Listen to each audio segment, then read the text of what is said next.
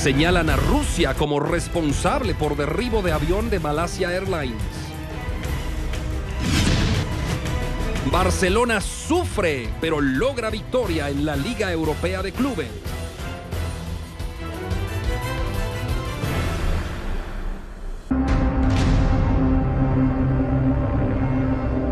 Buenas noches, iniciamos con la información. Varios lesionados dejó un accidente de tránsito ocurrido esta mañana allá en San Pedro Ayampuc. Al menos 35 personas resultaron heridas luego de un accidente de tránsito protagonizado por un bus extraurbano que se dirigía a San Pedro Ayampuc. Según el reporte de los socorristas, el piloto de la unidad conducía a excesiva velocidad cuando impactó con un taxi en el kilómetro 14, en un área conocida como Las Villas. El reporte da a conocer que el piloto intentó evitar la colisión con el otro vehículo, acto que tuvo como consecuencia el deslizamiento del autobús y posteriormente cayó en una hondonada de 10 metros de profundidad. Siempre es una gran irresponsabilidad, no se ponen a pensar en las personas que van adentro, ¿verdad? Y es mucha imprudencia, agarran esas avenidas como que fuera, no le dijera yo, ay, no tengo palabras. Los bomberos voluntarios informaron que los afectados fueron llevados al Hospital General San Juan de Dios. Sin embargo, entre los trasladados no se encuentran el conductor ni el ayudante, por lo que se cree que huyeron del lugar. Únicamente testigos señalaron que esta persona es conocida como el Enano. De acuerdo a datos proporcionados por el Departamento de la Policía Nacional Civil, durante los 9 meses transcurridos en el 2016, 470 personas han fallecido y 1.027 han resultado heridas debido a percances vehiculares, principalmente por la imprudencia al volante. La aprobación de la nueva ley de seguridad vial permitirá a Provial emitir sanciones a los conductores que violen la ley de tránsito en las carreteras principales del país. El director general de Provial, Percy Mogollón, indicó que con la aprobación de la iniciativa de ley de seguridad vial por parte de los diputados del Congreso de la República, esta institución podrá emitir sanciones a los conductores que violen la ley de tránsito. Actualmente, Provial no tiene la potestad de hacerlo. Yo en alguna ocasión lo mencioné, Provial es quien está en carretera, es quien hace la función, más sin embargo no teníamos el poder coercitivo.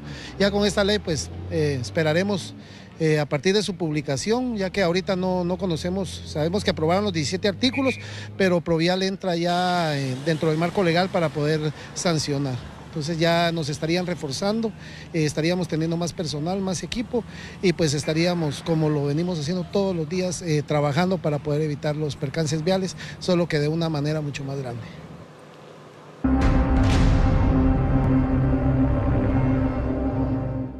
Y del total de heridos por este percance vial, solo 3 permanecen en el Hospital San Juan de Dios por complicaciones en su salud. Ingresaron 23 pacientes, la mayoría de ellos solo con traumas leves del sistema musculoesquelético. Una de ellas es la única que creemos que se va a quedar con observación, que tiene un trauma cerrado de tórax, 50 años de edad, una señora, mujer. Y 2 pacientes que están embarazadas, que también los vamos a dejar un poquito más de tiempo en observación, que están estables y no hay ninguna complicación con el embarazo en este momento.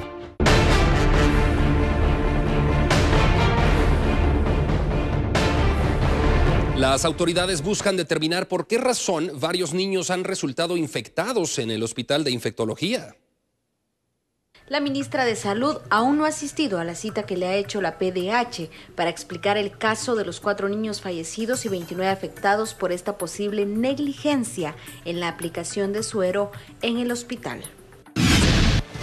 Se procedió a solicitar la agilización de los procesos en el Ministerio Público para que se resguardaran estas soluciones, tomando en cuenta que existen incongruencias entre algunos resultados de laboratorio que se han presentado de las mismas y sobre todo que de forma oficial nunca el Ministerio de Salud trasladó a la institución del procurador el resultado de los análisis que se le hicieron a estas soluciones en el Laboratorio Nacional de Salud. Las autoridades decomisaron varios lotes de medicamentos que les servirán en las investigaciones para determinar cuál fue la causa de estos hechos. En esta jornada fue presentado un informe donde se resalta la importancia de invertir en educación como una estrategia para combatir la pobreza. La UNESCO finalizó con la elaboración de un informe a nivel mundial que reúne las estrategias de educación que permitan salir de la pobreza a la población y avanzar en los objetivos de desarrollo sostenible. La presentación de este informe es importante en la medida que es el primero que se hace después de la aprobación de los Objetivos de Desarrollo del Milenio, que como ustedes saben constituyen la columna vertebral de la agenda internacional de aquí al año 2030, donde la educación tiene un papel destacado, no solamente por la educación en sí misma, sino por lo que significa la educación. La UNESCO plantea que si se alcanza en el 2030 la universalización de la enseñanza secundaria para las mujeres en edad de procrear, disminuiría la tasa de mortalidad en menores de 5 años. La formación de estos conocimientos, de estos valores, de esta cultura en las nuevas generaciones que asisten a la educación es fundamental para poder cambiar grandes retos que tiene la humanidad. Y a esto es a lo que apunta el informe fundamentalmente. Y ahí sí hay una serie de recomendaciones bastante puntuales y explícitas que serían útiles a los diferentes ministerios de educación. El informe señala las medidas fundamentales que los países deben adoptar con miras a fortalecer el seguimiento nacional de la educación en los próximos 3 a 5 años y lograr los objetivos de desarrollo sostenible.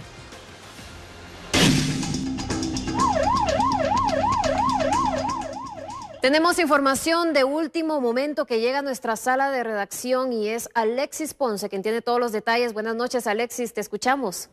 Muchas gracias, Maciel. Es complicada la circulación en estos momentos en la ruta al Atlántico por el colapso del puente Santa Rosa, esto en el kilómetro 164.5. Se reportan largas filas de hasta por lo menos 15 kilómetros en ambas vías. Es importante mencionar que este puente colapsó después de que sufriera daños en su infraestructura, porque en días anteriores hubo un percance automovilístico. Cuando el puente colapsó, precisamente iba circulando un camión que trasladaba cemento, como estamos observando en pantalla, y fue ahí donde quedó este transporte pesado. Hay una ruta alterna que pueden utilizar los automovilistas que obviamente va a significar dar un poco más de vuelta, pero les puede ayudar para quienes desean transitar en la ruta al Atlántico. Deben hacerlo ingresando por el kilómetro 136 en el cruce de Río Hondo hacia la cabecera de Zacapa por la iglesia. Ahí van a tomar un camino de terracería hacia Hualán y la misma ruta que conduce a Mayuelas hasta salir al entronque o cruce hacia este lugar en el kilómetro 165 nuevamente. Así que ustedes pueden seguir esta ruta alterna que es la que se está utilizando y que recomienda también el Departamento de Tránsito de Policía Nacional Civil para utilizarla. Es una ruta de terracería, pero que puede ser un alivio para los automovilistas en la ruta al Atlántico. Muchas gracias, Alexis, por este completo informe. Nosotros estaremos pendientes de esas noticias que lleguen a nuestra sala de redacción. Por el momento vamos a una pequeña pausa. La invitación es para que siga con nosotros. Ya regresamos con más información actual. En minutos, Gobernación redobla seguridad a Fiscal General Telma Aldana.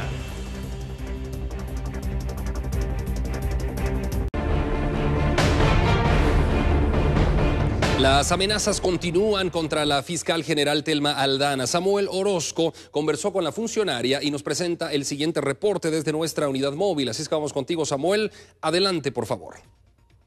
Compañeros, muy buenas noches. Y es que precisamente se ha hablado del tema de la seguridad de la fiscal general y jefa del Ministerio Público, la licenciada Telma Aldana.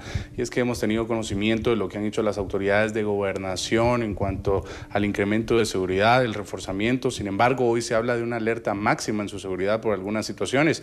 Se encuentra ella conmigo, la licenciada Telma Aldana, quien nos va a dar un poco de detalles. Buenas noches. ¿Qué es lo que está sucediendo en realidad?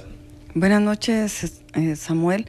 Como es de conocimiento público desde el mes de mayo, a través de métodos especiales de investigación que se llevan en el Ministerio Público, tuvimos conocimiento de la posibilidad de un atentado en mi contra. Hemos seguido con la investigación.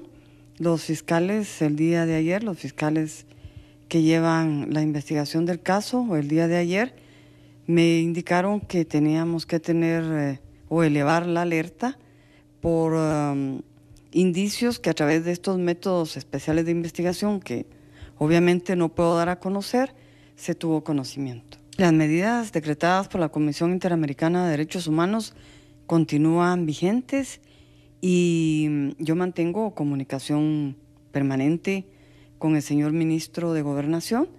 Es el Ministerio de Gobernación el que diseña la estrategia de protección y yo confío plenamente en el señor ministro y en ese esquema de seguridad que el ministerio ha diseñado para mí. ¿El Estado está cumpliendo con lo que deben garantizarle seguridad fiscal?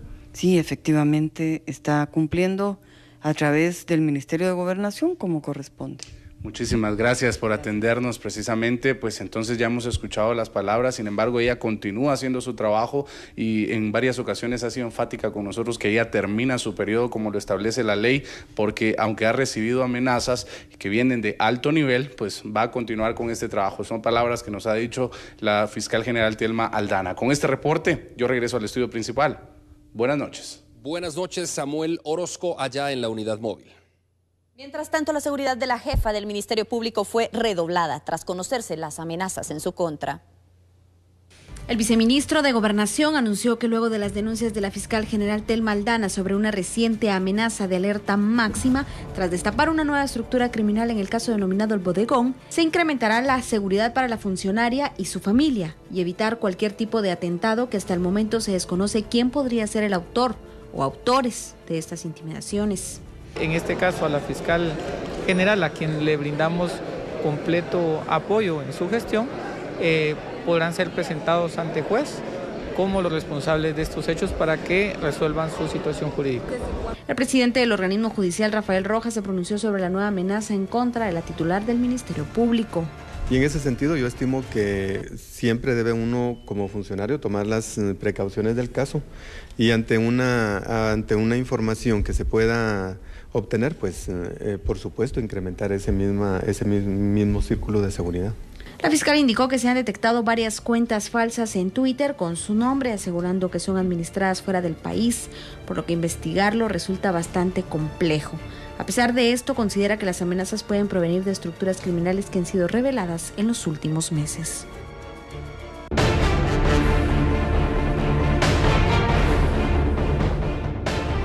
Pero la solidaridad y el apoyo hacia la fiscal Thelma Aldana no se han hecho esperar por parte de diversos sectores del país. De parte del gobierno se le ha dado toda la protección que ella ha solicitado. Si ella en este momento cree que hay más vulnerabilidad, vamos a platicar con ella. En ese contexto, la Procuraduría de los Derechos Humanos ve con preocupación las denuncias hechas por Aldana y mantiene la misma seriedad y responsabilidad desde el momento en que conocieron las primeras amenazas, aseguró el procurador. Como consecuencia de esa declaración que dio hoy, no ha tenido ninguna solicitud porque están vigentes las medidas de la Comisión Interamericana. Y agregó, no deja de ser un resultado esperado cuando se ataca el crimen organizado. No es de extrañar, pero no son actos justificables, finalizó.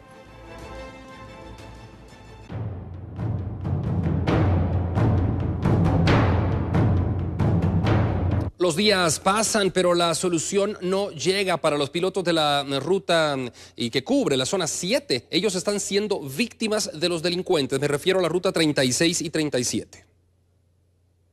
Por 9 días consecutivos, vecinos de las colonias Amparo, Granizo y Betania de la zona 7 capitalina se ven seriamente afectados por la falta del servicio de los buses urbanos de las rutas 36 y 37, luego que los pilotos tomaran la decisión de suspender el servicio. Esto a causa de grupos delincuenciales que les exigen el pago de extorsión, acompañado de amenazas, intimidaciones y asesinatos, situación que se ha incrementado, aseguran los conductores de estas rutas. Pero no es lo único que denuncian, ya que recientemente 8 grupos de extorsionistas les exigen una cuota por cada viaje realizado a los propietarios de taxis, mototaxis, microbuses y buses amarillos, quienes ofrecen una alternativa de servicio en el sector.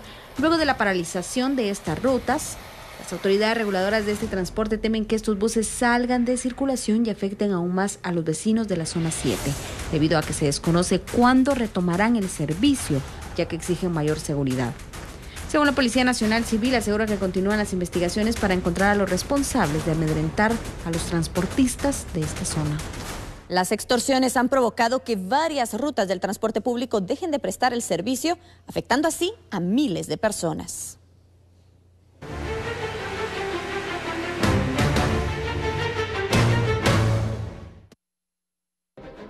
La más dramática fue la de Velotax en la colonia Maya, por ejemplo, Limón, Rosario, que derivado a los ataques y asedio constante, hace cerca de 2 años dejó de prestar el servicio totalmente y llegó a ser sustituido por Transurbano y Transmetro de manera combinada. La ruta 40R ha disminuido terriblemente la cantidad de unidades también, la 36, 37, que ya lo estamos viendo, la 203, 204, 40R, y otra casi extinta es la ruta 77, la ruta 66, que constantemente ha ido disminuyendo la cantidad de autobuses. Guerra explicó que el único afectado en este tipo de casos es el usuario, ya que se ve obligado a pagar otro tipo de transporte que duplica el costo del pasaje. Esto ya se desbordó, ya la paciencia del guatemalteco, de la sociedad civil, la sociedad en general, pues ya estamos cansados realmente de este flagelo social denominado extorsiones en el transporte público. Aseguró que el tema de las extorsiones es imparable. El Ministerio de Gobernación, en coordinación con el Ministerio Público, han estado realizando allanamientos, digamos, masivos, en donde en el mes de mayo y junio se realizaron este tipo de allanamientos a diferentes sectores, dieron con la captura en el primer caso de cerca de 76 presuntos delincuentes dedicados a extorsión, y en el segundo caso cerca de 116 personas. Esa es la ruta correcta para poder tener control de las extorsiones, que hoy pues, se calcula que más de 10.000 personas están involucradas en diferentes tipos de negocio criminal de extorsión. Pero si se implementan nuevas estrategias interinstitucionales, las cosas podrían cambiar. Y hoy nos sumamos al movimiento Unidos por Niños Saludables, cuyo objetivo es ayudar a los padres de familia a establecer hábitos que promuevan la alimentación adecuada y la actividad física de menores. Una alimentación adecuada y estilos de vida saludables ayudan a minimizar los riesgos de una mala nutrición.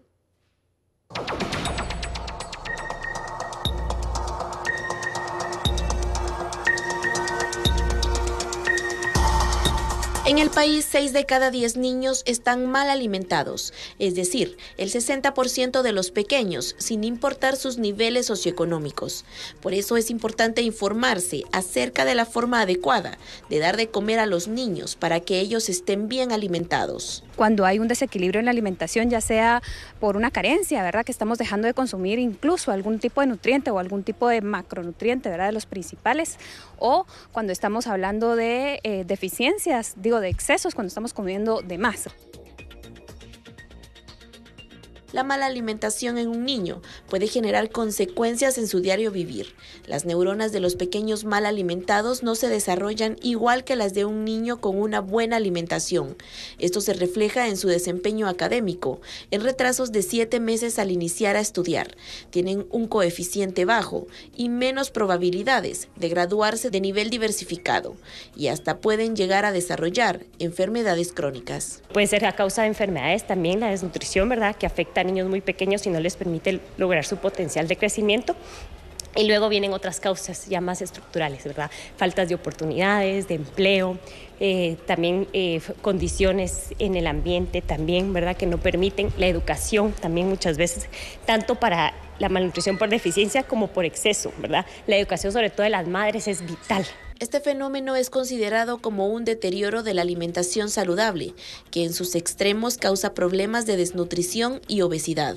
En Guatemala hay más de 1 millón de niños que padecen de desnutrición crónica. En tanto, el porcentaje de sobrepeso en el país va en incremento, posicionando a Guatemala en el puesto 14 a nivel latinoamericano. Los factores que influyen son diversos, como las prisas en las mañanas para ir a estudiar, el estrés y las actividades diarias.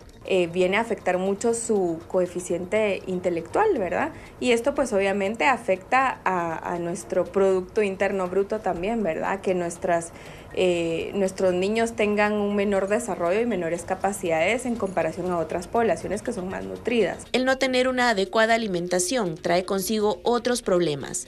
El 11% de los niños están por debajo de su peso al nacer, el 39% padece anemia y el 5% sobrepeso, dato que se incrementa en edad adulta hasta en un 60%. Las principales deficiencias nutricionales que se detectan con frecuencia en los pequeños son la falta de hierro, calcio, zinc, proteínas y vitaminas A y C. O una dieta que puede ser excesiva, pero baja en nutrientes, puede ser muy alta en grasas, en carbohidratos complejos, en azúcares, ¿verdad? Pero deficientes de vitaminas, de minerales. Los errores que se practican e influyen en la mala alimentación de los menores es la falta de lactancia materna, el escaso consumo de proteínas, una dieta poco variada, alto consumo de carbohidratos, azúcares y grasas. Esto se da principalmente por los malos hábitos alimentarios que tenemos, ¿verdad? El consumo excesivo de azúcares o harinas, grasas, alimentos, principalmente comida rápida. ¿Por qué? Porque tenemos menos tiempo para preparar ahora alimentos, nos mantenemos bajo mucho estrés y lastimosamente los alimentos que son muy calóricos, altos en azúcares y grasas son baratos. Pero el factor más importante es la falta de educación alimentaria nutricional, porque lo que se pone en el plato no solo tiene que llenar, sino alimentar. En minutos, bebé cambió vida de familia que perdió todo en la tragedia de El Cambray.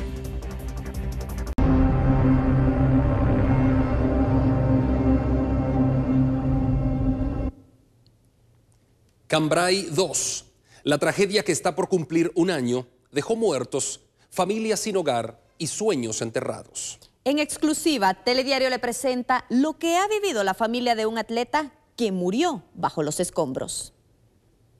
Pero ahí sí que no podemos hacer más que ser fuertes y seguir adelante. Que tenemos que seguir luchando, porque si Dios nos dejó, Él sabe por qué nos dejó. Porque como fue todo, bien nos pudimos haber ido todos.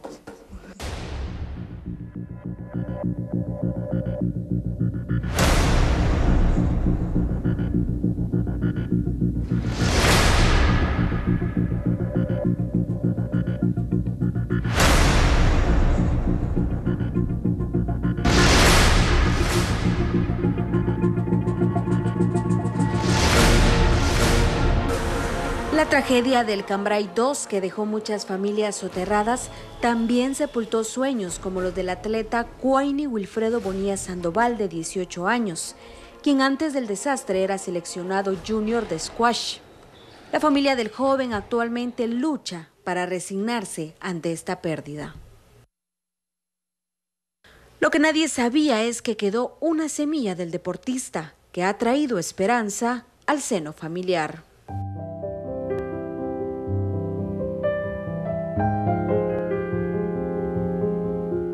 Dios tan maravilloso que es, ¿verdad? Me quitó a mi hijo, pero me dejó un retoño. Pues lastimosamente nosotros no sabíamos nada en ese momento, ¿verdad? Como a los 3 meses de que ocurrió eso, nos enteramos que la novia de él estaba embarazada. ¿Verdad que sí, mami? Y pues para nosotros fue una gran alegría, ¿verdad? Como comprenderá, muchos sentimientos encontrados a la vez, pero sí, es una gran bendición que no nos dejó completamente vacío. Los recuerdos de lo que una vez fue su hogar se mantienen vivos. Todos esos recuerdos son los que guardo. La primera vez que entré, créame que sentí que los pies se me aguadaban, sentí no tener fuerza para estar de pie. Hasta incluso me ayudaron las personas que iban conmigo, porque fue un impacto muy, muy duro. De cuando uno entraba a ver el caserío y prácticamente todos nos conocíamos, entonces, y entrar esa vez todo vacío, que de donde uno se imaginaba que estaban las casas, no había absolutamente nada, nada. Por ello continúan luchando por salir adelante en lo que más les gusta, que es este deporte. En todo momento vienen recuerdos por la actividad en que nosotros nos manejamos. Vienen recuerdos familiares, vienen recuerdos deportivos. La hija del atleta tiene 3 meses, fue bautizada con el nombre de Frida Maite. y podría terminar el sueño que inició su padre en el squash.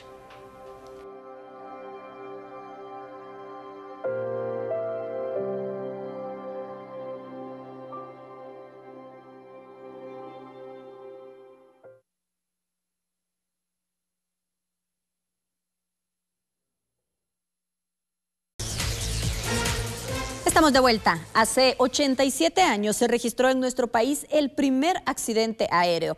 En la siguiente nota recordamos este acontecimiento que marcó la historia de Guatemala.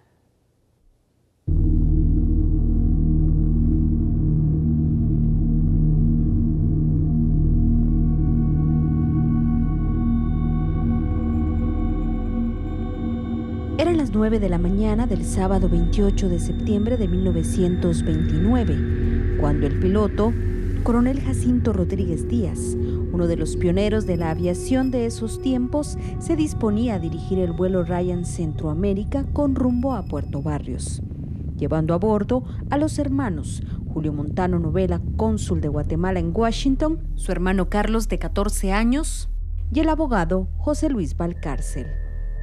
Además del Centroamérica, hubo un segundo avión, Ryan Guatemala, a cargo del piloto Morales Penagos.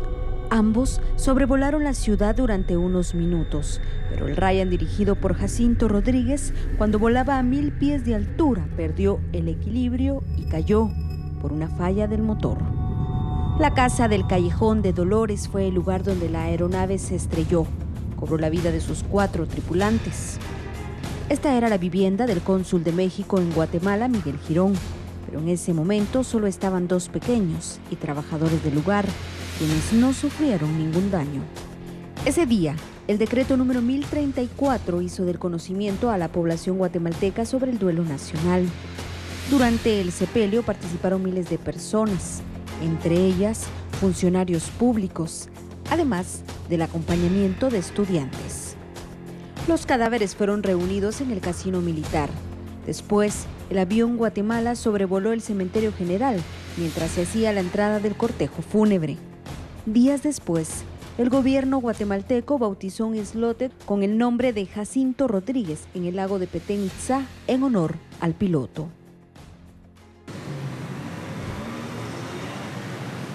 Han pasado 87 años y este edificio fue construido en el lugar donde ocurrió el accidente, en la 9ª calle A y 5ª avenida de la zona 1 capitalina. Las personas que recorren este sector desconocen esta historia. Su modernismo ha hecho olvidar tal acontecimiento. Pero de recuerdo queda el mausoleo de la familia Montano Novela, y en el sector de los Cerritos descansa el cuerpo del coronel Rodríguez. Su tumba conserva un ícaro con un ala quebrada, representando la primera tragedia aérea de la nación ocurrida en pleno corazón del centro histórico. Hay centinelas coronadas de pistones de Centroamérica que ven pasar las décadas de una historia. Cambiamos de tema. Diputados critican y rechazan las acciones del presidente del Congreso, Mario Taracena. Esto luego de protagonizar un altercado con el congresista Marvin Orellana.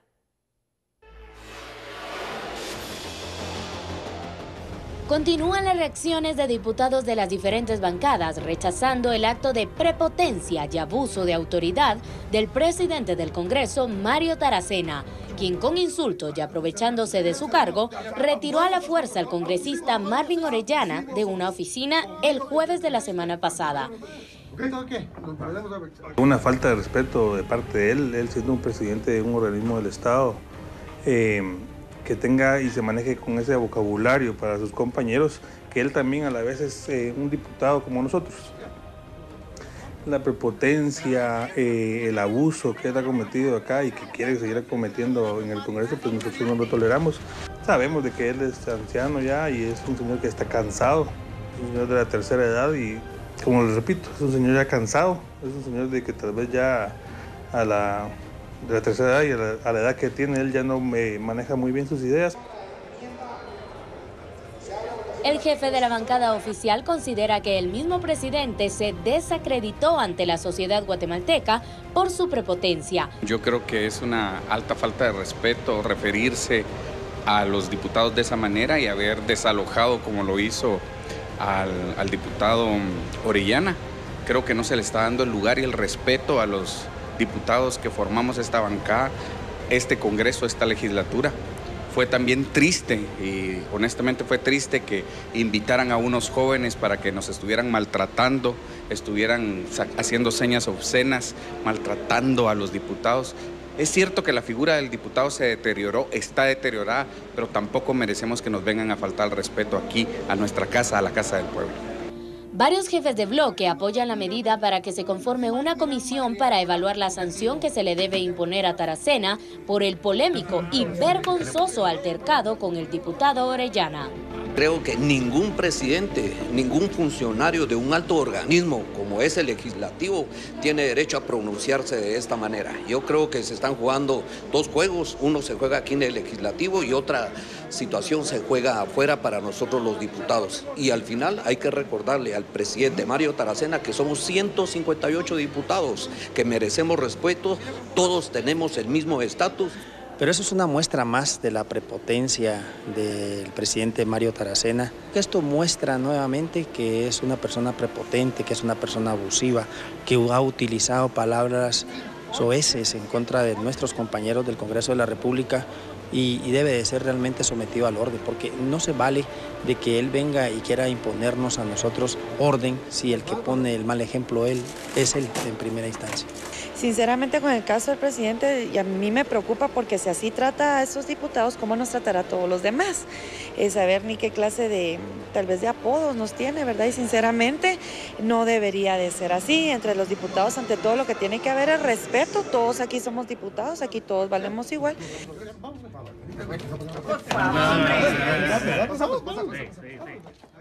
Más de 3 millones de quetzales ha invertido el presidente del Congreso de enero a la fecha solo para el pago de personal asignado a presidencia. A pesar que el presidente del Congreso de la República indica que se encuentra en un estado de austeridad para ahorrar recursos, el informe de la Dirección Financiera revela que de enero a la fecha Mario Taracena 3 millones de quetzales para el pago de sus 18 trabajadores que están a disposición de presidencia, entre asesores, secretarias, asistentes técnicos operativos y asistentes administrativos. Esta cantidad supera 2 millones de quetzales, la cifra reportada en este mismo periodo de 2015. El personal de confianza de presidencia recibe un salario de 7,000 a 30,000 quetzales. Este año él va a pagar solo en personal 3,897,404 millones de quetzales solo en personal para el señor presidente. 2 millones más que el año pasado. Entonces aquí habla de contratos. 022 tiene 5, 3011, no, miento, 6011 y estamos hablando de 8022, ha dicho, porque estamos en austeridad, dice él. Entonces yo aquí no miro ninguna austeridad, estamos hablando casi de 8 o 10 millones de quetzales. Para representantes del Sindicato General de Empleados del Congreso, Taracena ha incrementado los montos de gastos en alquiler de edificios, parques, viajes y compra de comida. 1,200,680 solo en parqueos para diputados. Porque esto lo pagan en dólares, son 13,456 en dólares, solo el edificio 7 y 10 paga eso. O sea, no te estoy hablando de los demás edificios, ¿verdad? Y arrendamientos. Estamos hablando de celulares, este año se va a pagar 1,500,000 en viáticos, 1,700,000 solo en viáticos. Aparte a ellos también les pagan los boletos aéreos y les pagan hotelería, que eso no me lo enviaron por parte de Acceso a la Información. De enero a la fecha, la Junta Directiva ha invertido en la compra de comida para diputados de las sesiones, que asciende a 196,000 quetzales. Gracias por su sintonía. Estamos de vuelta con más información actual. Preste atención, ya que una nueva modalidad para identificar qué comerciantes han pagado la extorsión es la que se observa en el mercado de la colonia Las Ilusiones en la zona 18. Inquilinos del mercado Las Ilusiones de la zona 18 capitalina colocaron carteles y rotularon sus negocios donde identifican el producto que venden. como señal de que ya cancelaron la extorsión que les exigen grupos delincuenciales que operan en el sector y que desafían a los agentes de la subestación de la Policía Nacional Civil, ubicada en el interior del mercado. Los afectados indicaron que esta medida es a petición de los extorsionistas porque de esa manera identifican a los vendedores que están al día y quienes están pendientes de pagar la incontrolable extorsión. Además, por temor a ser asesinados, evitan denunciarlos ante las autoridades. Otro caso de delincuencia se registró en una casa de préstamos ubicada a un costado del mercado La Parroquia en la zona 6. Los asaltantes, luego de robar el dinero, ataron con un cincho al único trabajador que atendía a los clientes en ese momento y aparentemente para borrar evidencias incendiaron el inmueble. Vendedores y testigos indicaron que el sector se tornó peligroso con mayor presencia de bandas y pandillas que asaltan a compradores y comerciantes a toda hora del día. La Municipalidad de Guatemala informa sobre donación para el programa municipal Con tus hijos cumple. En la zona 21, en Guajitos, en la alcaldía auxiliar, donde tenemos nuestro programa de Con tus hijos cumple, que es un programa que se le enseña a la madre con su hijo desde esta temprana edad a cómo educarlo, cómo estimularlo, cómo darle comer, cómo jugar con ellos, cómo ser madre, ¿verdad?, para ellos y los demás hijos que tienen. Así que nos ha dado muy buen resultado. Y hoy pues la visita es porque tenemos una donación muy linda de una señora, una ancianita de 98 años. Ella es la que hizo los suétercitos. Ella se ha puesto a tejer y me manda los suétercitos para que yo se los regale a los niños de nuestro programa. Es un ejemplo para todos de que todavía podemos ser útiles y pensar en los demás. Eso es lo que a ella la mantiene viva y eso es lo que ahora ella tiene ilusión de vivir para hacer suétercitos. Así que yo creo que es digna de que la tomemos en nuestros ejemplos como personas insignes que nos están dando una linda enseñanza. Como mamás creemos muchas veces que llenarse es igual que alimentarse. Únete al movimiento Unidos por Niños Saludables en Facebook Centroamérica y conoce cómo alimentar de mejor forma